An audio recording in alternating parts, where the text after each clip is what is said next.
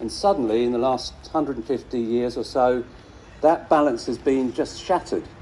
And not only agricultural practices, industrialisation, land use and so on has destroyed the natural world around us, but this is a final death blow to many ecosystems. I mean, what really upsets me, and so few people seem to be really getting angry about it in authority, is that the coral reefs probably are finished now. Now they provide 25% of all marine species are on coral reefs. And I didn't have all the figures in my head now, but they also support a vast number of people, millions of people, tens of millions of people, I think, in the fishing industry. People fish and they rely on their livelihood. They're supporting their kids in the third world on coral reefs. It also supplies trillions of pounds worth of tourism every year. Now, the fact is that 90% of those coral reefs will have gone if the temperature exceeds 1.5, which is it's doing that basically now. So we're just saying goodbye to an ecosystem that's been around 300 million years. And I just think that's absolutely appalling. It's ecocide. We need to rank ecocide alongside genocide. Because what we're doing to the natural world is brutal. It's just inexcusable.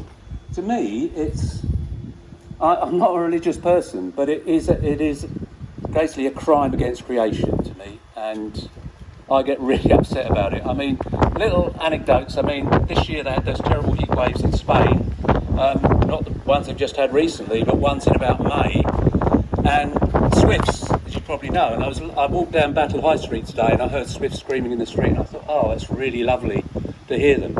But they're on the red endangered list in Britain now as a wild bird. Their numbers have dropped 70% in the last 30 or 40 years.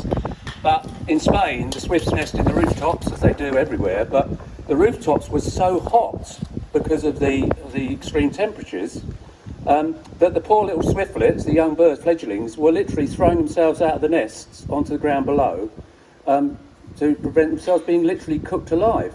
And of course, they were just the streets what I've read, the streets were being lined with these little swiftlets. People were picking up, trying to rescue them, but how many of them survived, I don't know.